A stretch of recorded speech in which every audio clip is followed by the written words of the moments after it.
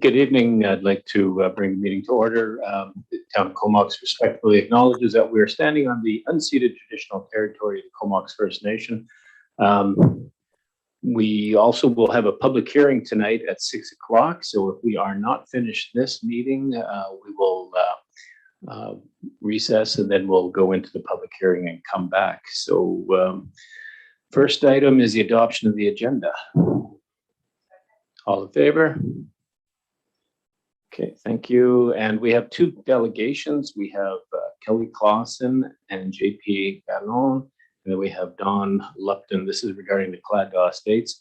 And so for both the delegations, you'll direct your questions to us. And if you have any, this is not a discussion between both parties. This is for you to talk to us.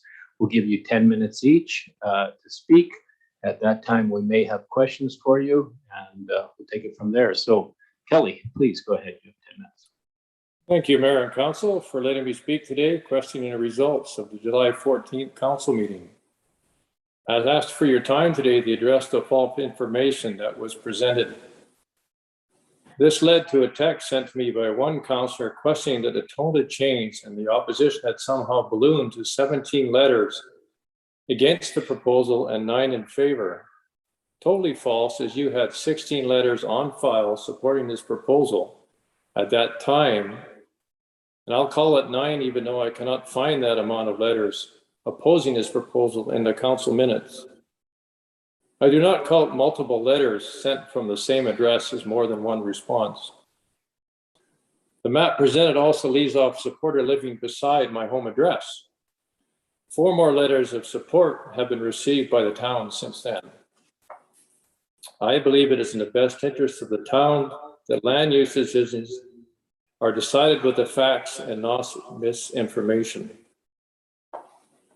Since that meeting, I have been approached by people I don't even know while working on the lot, questioning why this land is going to be cut up into 4 lots. Once I explained to that person that I'm only looking to buy this lot and a half and find a way to get it into my kids' names, does the opposition fade away? Another person dropped by unexpectedly and asked me what I thought about the townhouses that are being planned for that empty lot. He did not know we owned the land and what our plans were. Once I explained, he said he'd do the same for his kids. This misinformation spread out in the community and untrue information submitted to council creates an unjust process for our proposal. It's easy to get opposition building up with a false storyline. That's why I asked to speak to council today. People send in letters opposing this idea, saying it will affect the wildlife corridor. The lot is not even close to it. People bring up environmental concerns that have already been addressed. No roads are planned, no trees are disturbed. In fact, some trees are planned to be planted in the future. No change in any development permits, no change in any building scheme. All existing rules in place will be followed. I read about concerns of increased density. This lot is approved for a house and a coach house or extra suite in the current OCP. 2 single-family homes on 75,000 square feet did not change any density versus the current OCP. We purposely left off coach houses in our application to keep the density low. A house and a coach house does not work for anyone who needs a separate title for insurance and mortgage. People also stated this beautiful area would be lost. The beautiful area would be lost if approved.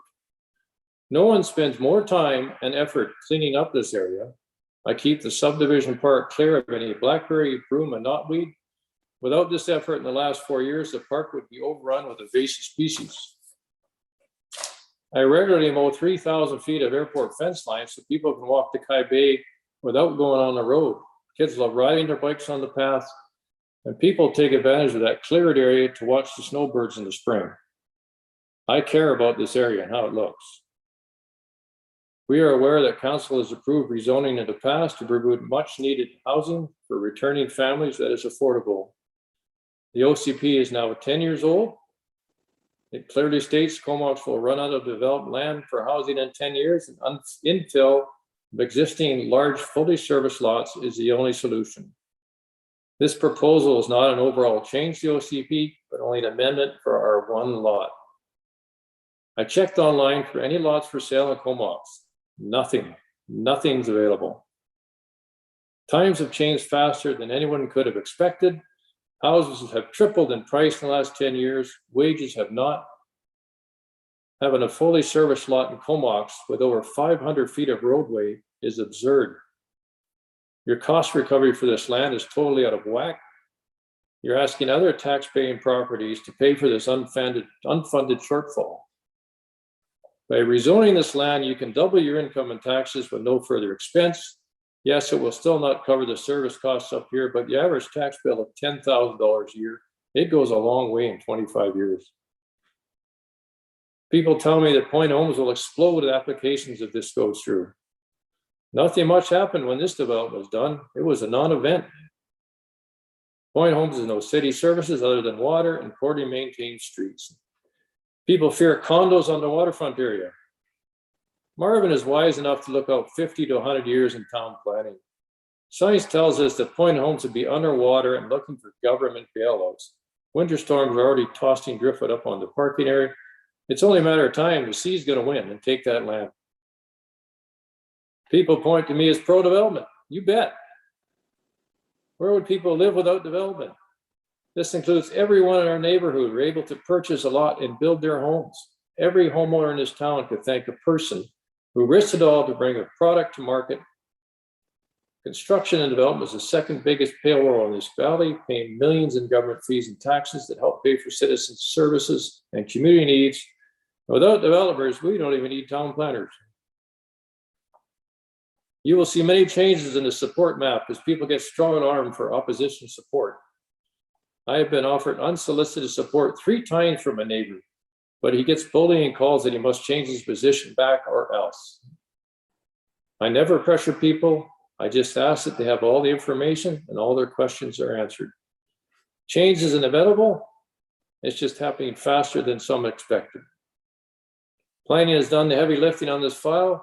Now that the bulk of the work has been completed over the last year, I would hate to think that their time has been wasted. There is no objection from many supporting government services, including the native band. Between our son, daughter, and daughter-in-law, they have over 75 years of military service. No choice to live. Tours all over the world. The person who opposes this proposal, who, by the way, did support it in the beginning, will not be happy with either results that you decide today. Had I left the land continue to grow wild 4 years ago and not taken down the industrial fence, I believe the support against this proposal would be minimal. People have gotten used to the wide open cleared land. However, that will change. The park-like setting you see today will disappear, as no working family can afford the time or effort required to keep this much land looking good. We paid our fees and planning has been great to work with. I hold no ill will to anyone who opposes this application, as long as they are told the truth. My son-in-law has something to say on this matter, so I'd like him to come in. Thank you for giving us the time to talk to the council today. So I'm JP Gagnon. I'm married to Dawn. Dawn is the daughter of Brenda and Kelly. Our interest in this matter is that we are part of the children that would build on this subdivided lot. We would benefit from the generosity of Kelly and Brenda. I'm a colonel in the Royal Canadian Air Force, and we are planning to retire in the Comox Valley after 35 years of service to Canada. Dawn was born and raised here. I met her here. And I served on the West Coast at 443 Squadron in Victoria and at 407 Squadron, a couple of tours here, where most recently I was a commanding officer of 407 Squadron flying the Auroras. Just a little bit of background. So back to our plan. So our plan is to build our retirement home on half of this subdivided lot and keep the other half for one of Kelly's sons, one of his 4 sons that would take advantage of this as well. We don't need 1 acre, but this to build a house that we want to retire on. but this is the size of the lot that seemed acceptable at the time to be subdivided in. We assessed that we can manage 1 acre lot. We can landscape it, make it look good, and do this and build our house on it. If the lot is not subdivided, and assuming that we can stretch financially to buy a 2 acre lot, in its present size, we won't be able to keep it in its manicured state. Like all the surrounding houses are right now. There's 500 feet of fencing to put just that alone is a huge financial cost. The landscaping of 2 acres is beyond anybody's ability to keep in a proper manner. Irrigation to make it look proper, again, it'd be cost prohibitive. Considering this request, I think it's important to put the 1 acre subdivided lot in perspective to the rest of the neighborhood. The subdivision consists largely of waterfront properties that are built effectively on a 1/4 of an acre lot if you take into consideration the restrictions that are imposed on all these waterfront lots. The houses are upscale with manicured lawn. They look very nice, but they are spaced about 20 feet apart. They are not in a rural setting. It is a subdivision, just like many other in the town of Comox. And the houses are, if you take away the waterfront part of it, the house on the one side of the street look very much like a Crown House subdivision. JP, I'm just going to give you a 1 minute notice that you're going to have to wrap up. Yet on the other side of the street where the lot in question is, we want to keep that lot in 2 acre, and that 2 acre is a full 2 acre that can be developed. The frontage of this 2 acre lot is equivalent to about 3 or 4 houses on the other side of the street, which doesn't really make sense. And even if you divide it in a 1 acre lot, it still leaves this lot quite a bit bigger than the other side of the street. 2 1 acre lot would give a much better feel for the neighborhood. The subdivision would fit much better and would allow for 2 houses to be built and 2 families to move into this area. And it would reunite families after a long time away from home serving Canada. The last point I'll make is something that watching the proceedings from the previous meetings, I want to bring it up because being an outside observer to these proceedings, I was surprised to the high threshold of conflict of interest that is being applied with this council. So I looked at the BC laws, and conflict of interest. You're going to have to wrap it up soon. There's also non-financial part of it. And generally speaking, a council or board member will have a non-pecuniary conflict of interest if their interest in the matter is immediate and distinct from public interest. Their private interest in the matter is likely to influence their vote on the matter. They or one of their relations or associates tend to realize a personal benefit from a favorable decision on the matter. Ultimately, the key consideration in whether a reasonable person would conclude that a private interest or personal benefit could influence or affect the decision-making and be in conflict with the locally elected officials' public duties. And I think that threshold has been crossed in this council. And with that, I'll give the floor back to Kelly for his final remarks. Kelly, you're going to have to wrap this up. So if you're going to make final remarks, make it quick, please. Yeah, vote is what's in the best interest of the town. As Pat McKinnon said, that's our job. The old guard can't keep calling the shots on what's going to happen to the next generation. The future belongs to the young. Give them a chance to succeed. Do not close the doors on them. They bring the awful vitality and be looking after us before we know it. Again, I cannot find any lots or acreages for sale in Comox. Thank you. Okay, thank you very much. Does council have any questions? Councillor McGowan.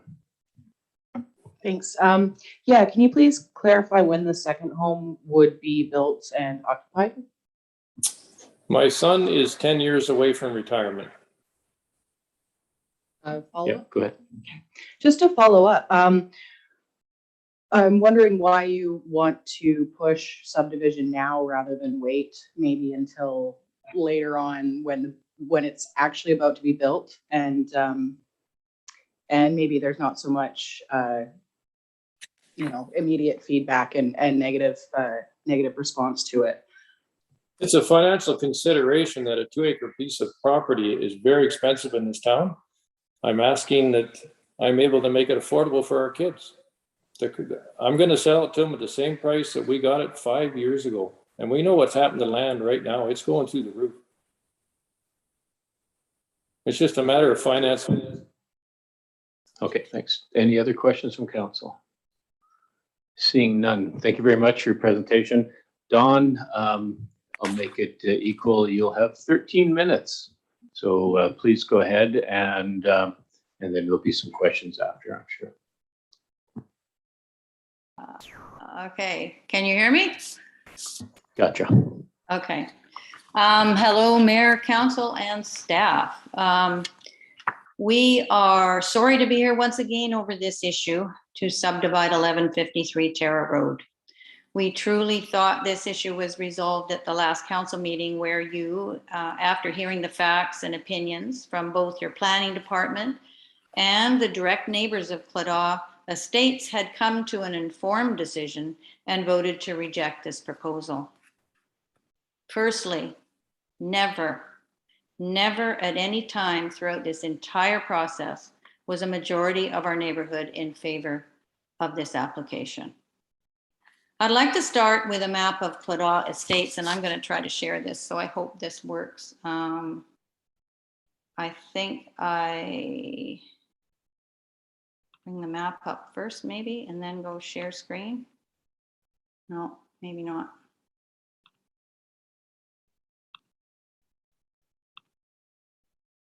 Can you see the map? Yeah, we have that. Oh.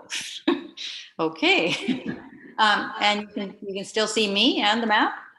No. Oh, yeah, up in the corner. Yeah, see it. Okay.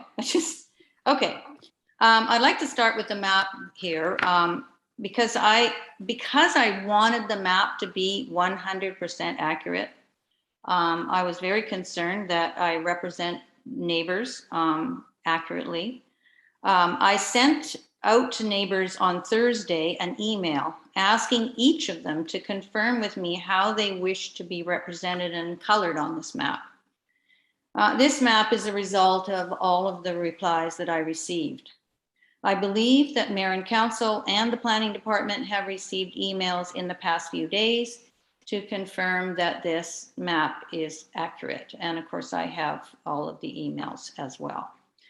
On that Thursday evening, neighbors engaged in quite a lively email exchange, and unsolicited, just all I asked was, what color would you like to be on the map? And I quote, "The first time we drove into this subdivision, we were taken by the wide open spaces and immediately knew we wanted to call this home. These wide open spaces, the views, the wildlife is what we were promised and what we bought into." Another comment from a neighbor: "Things that attracted us to Claddagh Estates were both that it is a wildlife corridor and its low density. Surely any rezoning and proposal should include an environmental assessment of the impact of densification on the wildlife population."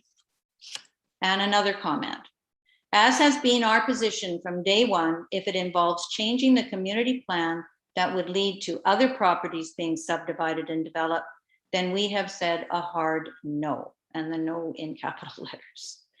Another comment: "We looked at properties for several years in the Comox Valley and kept coming back to Claddagh Estates. When the lot we purchased came up for sale, we knew that this was where we wanted to live. As others have said, it is the views, the wildlife, and the low density that attracted us." A number of neighbors expressed surprise and concern that the applicant had solicited support from builders and developers, some residing in the city of Courtenay, including the owner of Crown Isle. I'm going to attempt to highlight a few key facts, as I know council has really been fully informed on this issue. First of all, we all understood Claddagh to be a planned, set development with 12 waterfront lots and 5 large rural lots. That's what the promotional video described to us.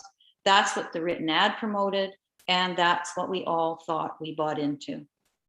Claddagh is unique, and we all know that. When you step into our neighborhood, you are actually stepping into 121 pages of covenants, lots of rules. The covenants are based on geotechnical studies to protect the cliffs and environmental studies to protect wildlife. No one knows the history of this area better than our very own Comox Planning Department. They have been through a great deal to get to this point. At the end of the consultative process, when there was a process to develop the OCP, a member of the OCP committee said, and I quote, "The OCP public meeting showed very clearly that the people of Comox considered the entire Point Homes area to be their playground and did not want changes. So the OCP was adopted and lot sizes were to be harmonized with the majority of the pre-existing lots in the area. It was clear.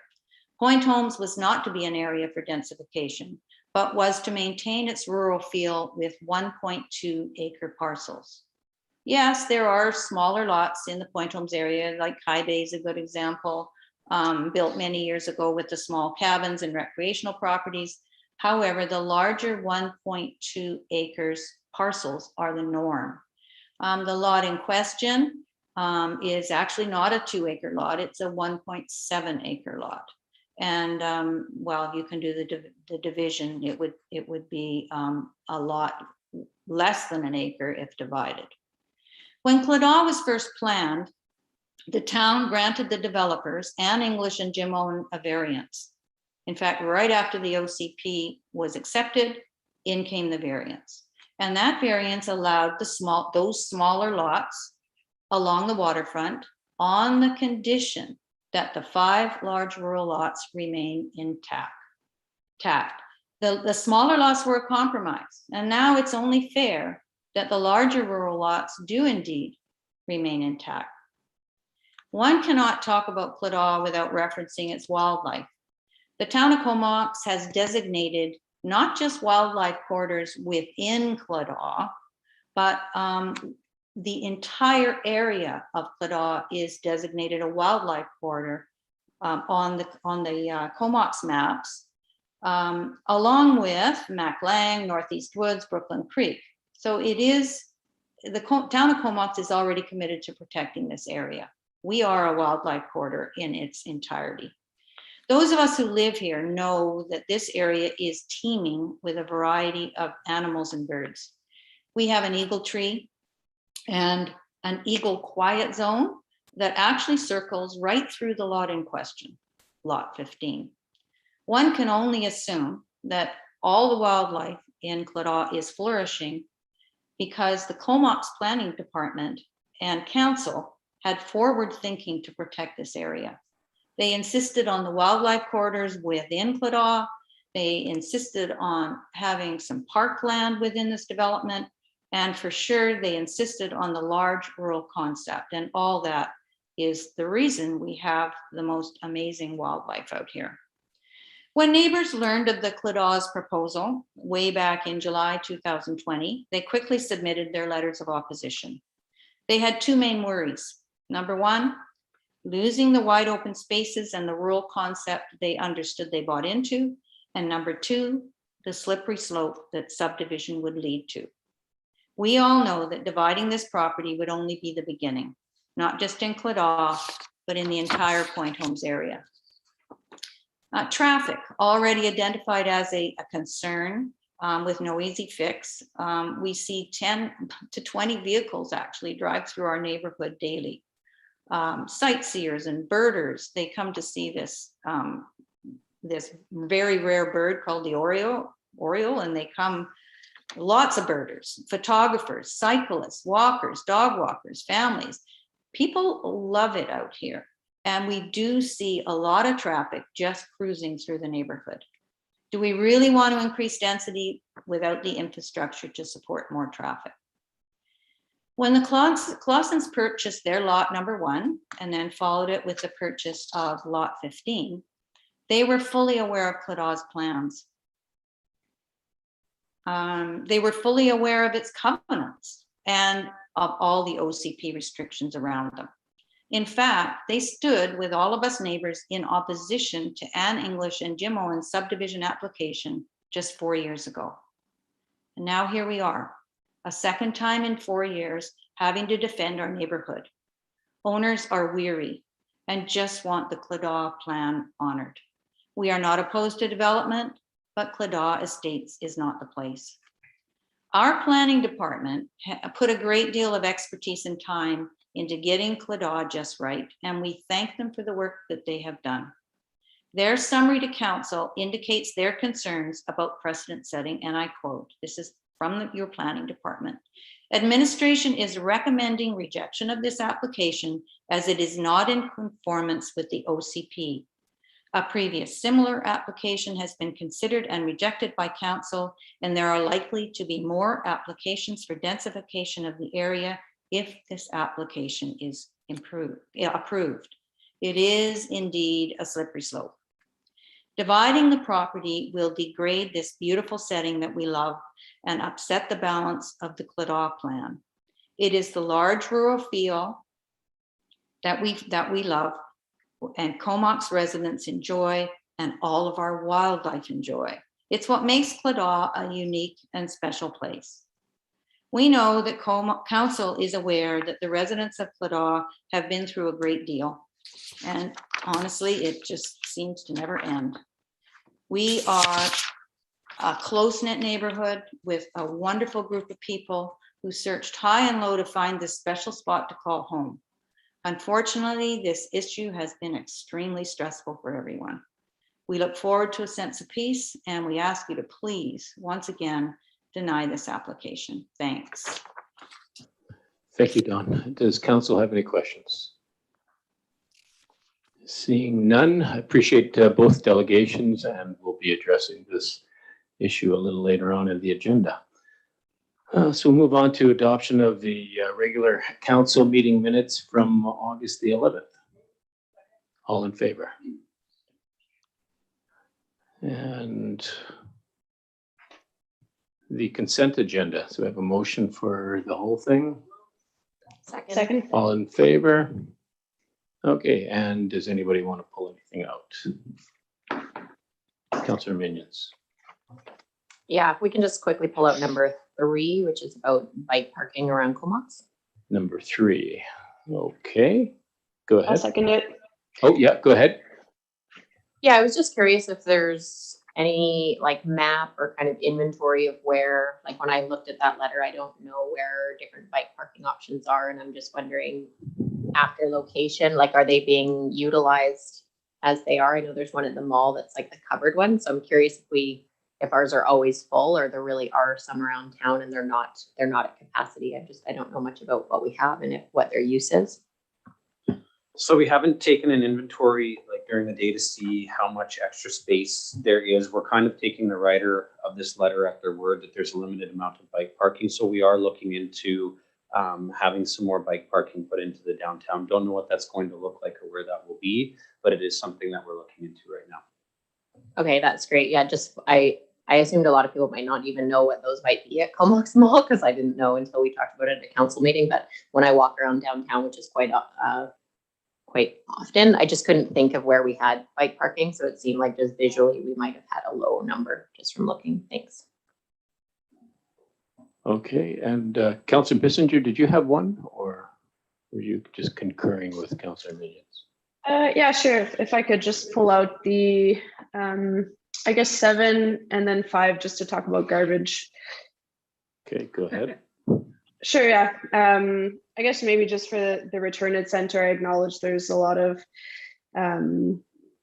it's very difficult for Comox residents as well as Area B or anywhere else that might be coming to the return it center to Anderton and realizing that they're not taking anything but refundable. So just want to see, I guess to the CAO, what's the resolution to that. I know we have a solid waste meeting tomorrow, so maybe we'll chat about it then. But then also just for the garbage proposal from Mel McLaughlin, just to kind of double up your garbage with your neighbors, just to reduce on the amount of stops that they have to do, if that's something we can do, and how do we go about making that, like if I wanted to do that, how do I go about making that for real? I'd like to just address the one, I think it was from Mel McLaughlin. That was actually brought up, oh boy, when I was first on council 10-ish years ago, that it was addressed to if you have adjoining neighbors, you can put your garbage on the same lot. And I remember it was in the paper, there was a real move about it. That's when I started to do it. So I think, maybe we could post that on our Facebook site just to remind people to do that, because it has been something that was brought up in the community a long time ago, and to resurrect this is probably not a bad thing.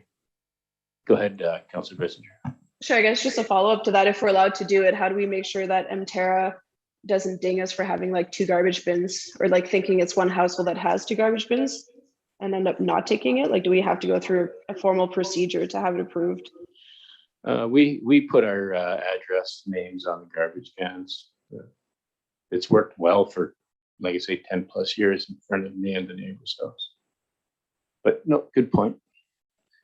Education. Councillor Grant? Yeah, so I was gonna pull out number 7 too, and not so much for that, but I know that the CAO had a meeting with Mterra and the other CAOs, and I think our garbage pickup in the last couple of weeks has been quite a bit better. So I wonder if you could give us a little rundown on what the outcome of that was.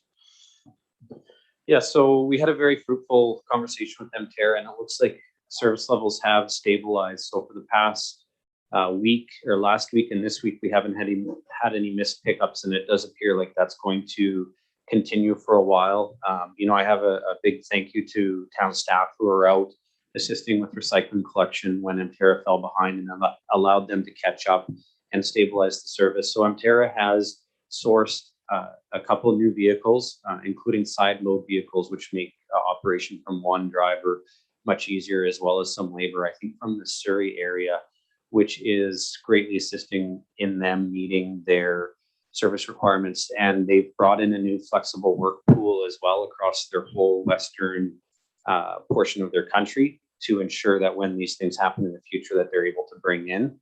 I'm going to be further having a conversation with Mterra sometime in the next week or two, that if those measures end up short at some time, that we're aware of it ahead of time, and we're able to try and assist with town resources. So I'm hopeful for the next good while here that we're going to have the type of service that has been delivered to the residents of Comox for the past 15 years and not the past year and a half.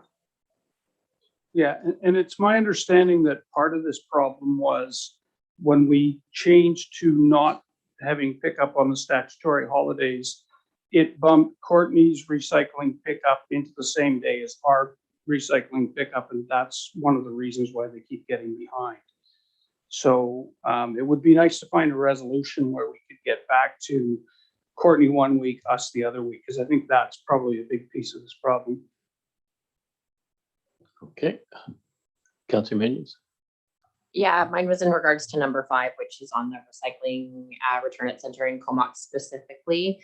Were we still looking, and I think it was maybe not before tomorrow's meeting, but we'll send a letter just saying that we're hearing kind of displeasure with the amount of items that's being taken at our local, for the Comox Strathcona Waste Management to be aware that that's something that we're hearing from residents in Comox, or just a status on if there was a letter to go out based on that. Yeah, we can certainly send a letter out. I can say that there has been multiple staff level communications on this issue, and Comox has expressed the impact that the closure of the Canex recycling drop-off has had on our community. Thank you. Anything else, Councillor McGowan? Well, they got all my other ones, but I was just wondering about the crosswalk and if that was part of any of our upcoming actions in the budget anywhere. Which one's the crosswalk? Yeah, sorry, number 8. Yeah, that one there, actually, CAO and I were talking about this earlier. Today we had discussions with ministers through UBCM, and last year, the year before, the director of operations and I spoke with the minister looking for grant money for a sidewalk along there. We haven't been successful yet, but it's something that we continue to push and beg for. So it is on our radar. Yeah. Awesome, thank you. CAO. I'll just follow up with that. And like the mayor said, we've put in a number of grant applications and we've been following up with the ministry staff when we've been unsuccessful. They are continuing to tell us that this is a good project. It's a project that could be funded through these type of grants, and to keep applying. The fact that we've done it twice already bodes well that in the future we may be successful. Okay, and I wanted to bring out number one, just to give acknowledgement to the folks who put the petition out for the traffic circle at Comox Ave and Rodello. But this is something that is pretty much needed in the community with Providence coming on board.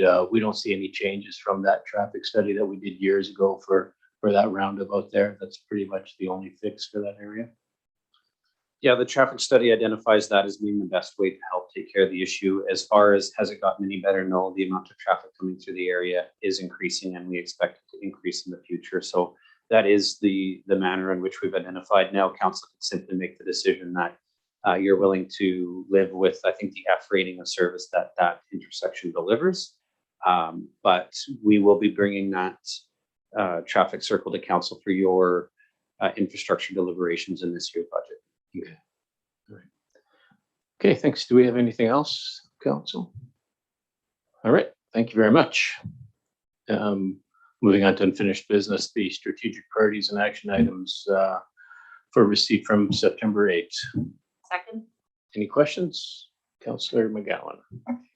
Thanks. I just wanted to follow up with a question about the dog park and the water. We've been there multiple times and you know, there's never any water there. So I'm just hoping that that's something that's going to be coming out because it's kind of an integral part of having a dog park, and wondering if there's any plans to maybe plant a tree or two in there. So I've got a meeting to talk about the dog park water tomorrow, and I'll get back to you on that. I know that we are looking at bringing an irrigation system to the dog park. It's one of the challenges that we'll have. When we first imagined this facility, we had not anticipated the trees that were there to come down, and those were removed by the school district due to liability concerns. We are going to need to have some sort of irrigation system if we want to bring that field back to life, as well as to have any new trees grow there, and that could take care of the dog water issue as well. Thank you. Great. Yeah, and it is a great community benefit. I see a lot of people there. I think I saw a garden hose from the ESL building over to it, so they've been helpful with bringing water. So, Councillor Minions. Yeah, I just had a quick question on the facility assessment for the youth activity. It says the kickoff meeting is complete. Is there any information on who that was awarded to and kind of at what stage we might get an update? I wasn't sure if there'd be a process, and then at the very end it would be kind of like, this is the feedback that came out of it, but we may at some point want to like inject some input or just hear how it's going. So I was curious who that got awarded to and when we may get a first update on what's come out of that process. The name of the firm escapes me off the top of my head, but it's two ladies who are quite versed in recreation. One who lives in Comox and one coming out of Campbell River. So it was really positive to see people who are local to the area able to respond to this. So I don't want to call it a delay, but there's been a pause in the process because of a desire to wait for school to be back in session so that the children could be, or kids and teens could be consulted with properly. So now with school back in session, I am anticipating that initial round of consultation to take place. And once that consultation takes place initially with the youth, then we'll report back to council on what we're seeing at that point. So I'm guessing that's going to be around early to mid-October. So council has approved a change in your budgeting process, and that's going to be moved up. This will not be ready for that budget process, but it is something that we're going to be bringing into the new year. So it would have fit in the old timeline. It won't fit in the new timeline. And that just has to do with the fact that we needed to wait for school to be back in session before we could reach the youth that we wanted to. Okay, thanks. Anything further? Seeing none, all in favor? Great. All right. So moving on to the 1153 Terra Road. This is referred back from the August 11th meeting. So we do have two recommendations there from the CAO that in accordance with Section 475 of the Local Government Act, that number one, a notice of proposed OCP amendment as contained in attachment 1 to July 14th. So do we have a mover for that? I'll move. Okay, Second. Second. all right. So we have a mover and a seconder. So discussion. Councillor Swift. Thank you. I would just like to reassure council that I believe the conflict of interest comments made by Colonel Gagnon were directed towards me. And I would like to assure council before we vote on a matter that I have absolutely no financial interest or any personal benefit coming out of this decision. And I'm comfortable with that as well. Any other questions or comments on that? Okay, so for number one, all in favor? 3 in favor and opposed. We have 3 opposed, so tie vote fails. So this is failed. So then that would make number 2 a moot point at this time. Correct? Okay. So, Mr. Clausen, I'm sorry, this has failed a second time, and we've done our due diligence. We've brought this back, and we'll carry on. Thank you. Okay, I'm just gonna find my spot again. All right, so the rezoning application RZ 19-9.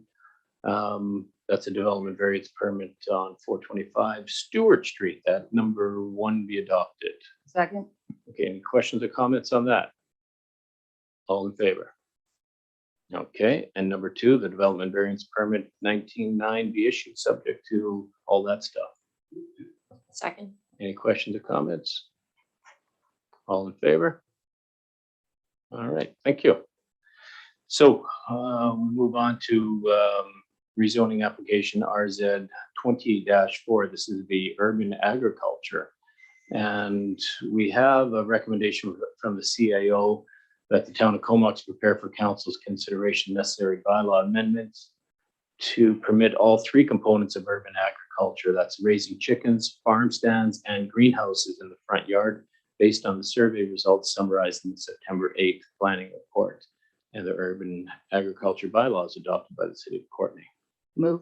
So we have a public hearing in about 20 minutes. Are we gonna have enough Well, to roll through this? I think 20 minutes is a bit of a time to be sitting here. I think we should give it the old college try. If you aren't ready to vote, you can still pause at that point and then Yeah. pick this back up when you Yeah. start. Yeah, I'll give you a 5-minute warning. Yeah, okay. So we have a mover and a seconder for the recommendations. Any discussion? Councillor Swift.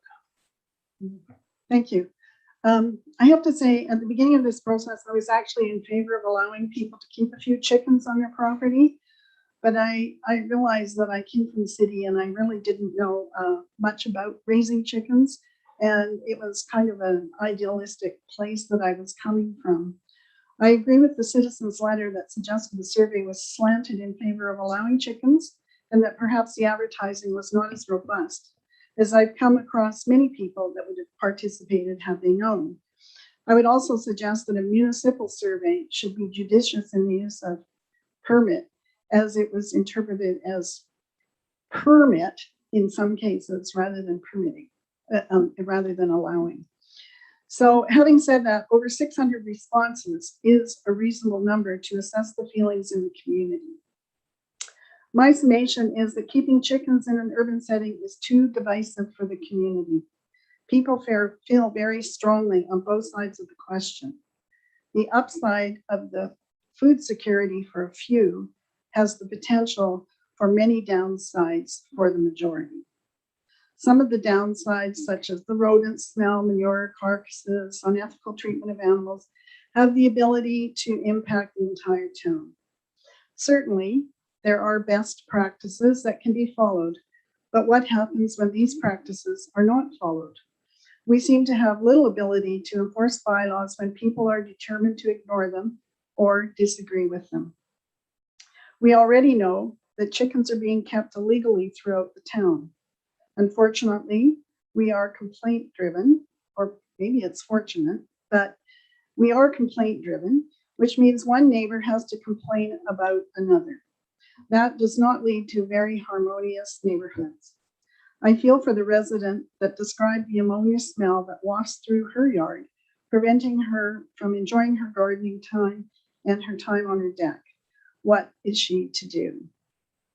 I wondered if limiting chickens to bigger properties was a possible solution, but then I thought back to my previous house. The property was about 3/4 of an acre. The new owners installed a chicken coop far from neighboring houses, so there were no problems with noise or smell. All was fine until the rats that were attracted destroyed the wiring in both their cars. The chickens were quickly replaced by a fantastic vegetable garden. So having a bigger property was not better in this case. What really had an impact on me were some of the comments from the people that have kept chickens before. Comments such as, and I'm quoting from the survey, "We had chickens for years. Rodents and raccoons are already an issue and will get more or will get worse when with town hens. Condensed spaces, many rats." Another one, "I grew up with chickens. There's a good reason coops are placed far from homes." And the last one on the survey was, "I would love to have chickens again, but because I love eggs, but out of respect to my neighbors, I will not support this decision." As you probably figured, I'm reluctantly voting no to keeping chickens. I take solace in the fact that there are many egg stands near the town limits, and to date, our grocery stores have maintained a ready supply. Please consider the community as a whole and ask yourself if the positives outweigh the negatives. Thank you. Thank you. Any other questions? Councillor McGowan? Hi, yeah, as you know, being on the Food Policy Council, this is something that has been felt very strongly that would be a positive move. I have read all the concerns as well. And I do believe with proper education and support that this would be a positive move for the town of Comox. Some have suggested that they wanted chickens, they should move to a farm or buy a farm or move out of town. And that, you know, is not an option for the majority of people, though I'm sure they would probably love to.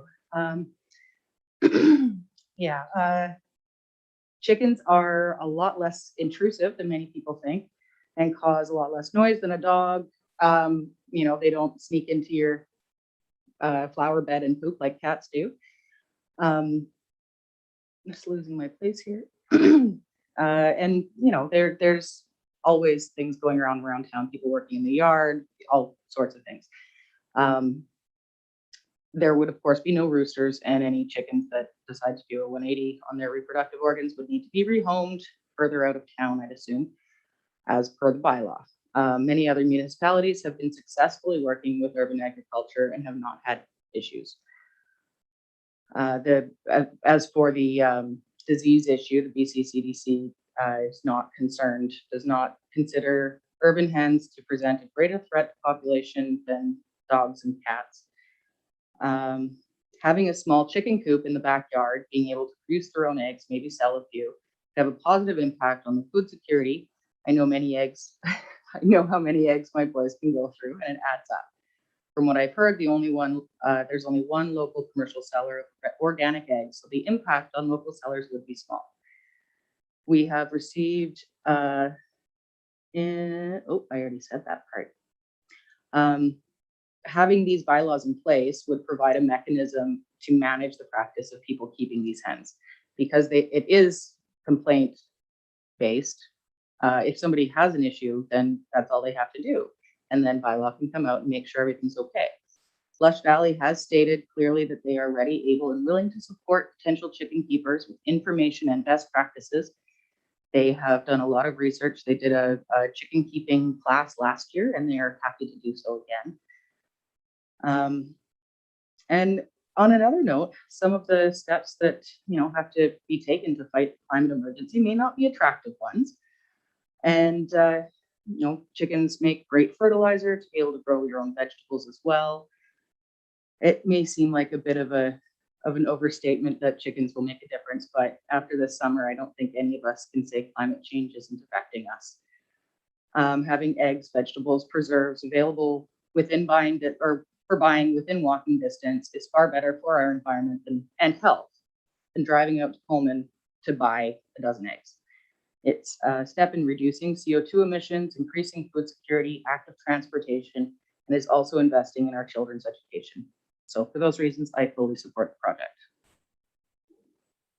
Thank you. Do we have Councillor Grant? Thanks. And then Minions. So I guess I agree a lot with what Councillor Swift had to say. And one thing I do disagree with her on, though, is the survey and the way it was done. I think that it was very easily manipulated. All you had to do to manipulate this survey was say, yes, you would do Comox. Then it was done by your IP address. So if you had 4 or 5 devices, you could vote 4 or 5 times. So now it doesn't matter which side of that issue was manipulated. It does leave the data to be not very valid, no matter how you look at that. What I looked at a lot was the comments, and I have to agree with a lot of the comments that a lot of people are not in favor for many different reasons, from rodents to worrying about their dogs getting into the neighbor's chickens to any number of issues that will come up. And I think this is a good way to pit neighbor against neighbor.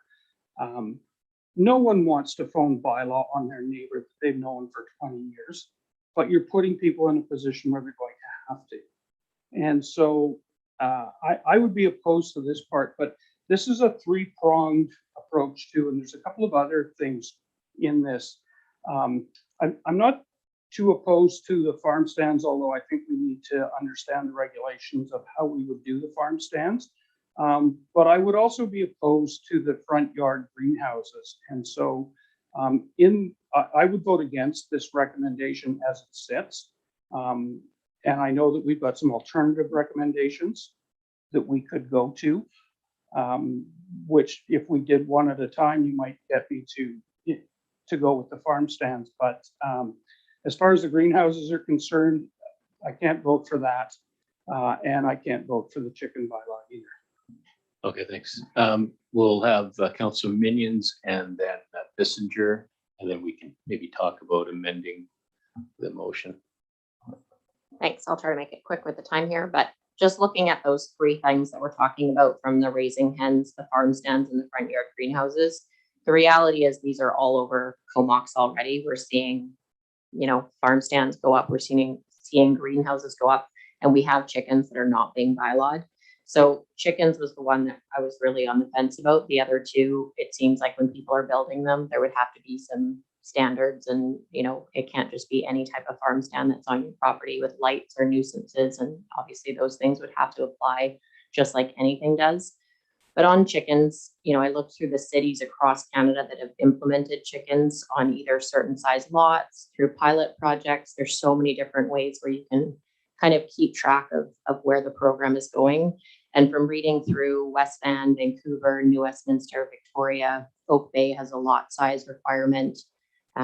Toronto's doing an urban hens project the last 5 years and hasn't taken it back. There seems to be, it's a lot more controversial in discussion when the actual program is underway. It doesn't seem to create as many issues as come up. So just based on that, I would hope to find some sort of solution where one of the cities, for example, did 50 licenses and tracked that for 2 years, and they renew it every 2 years. Maybe 50 isn't the right number. Maybe it's too big or too small.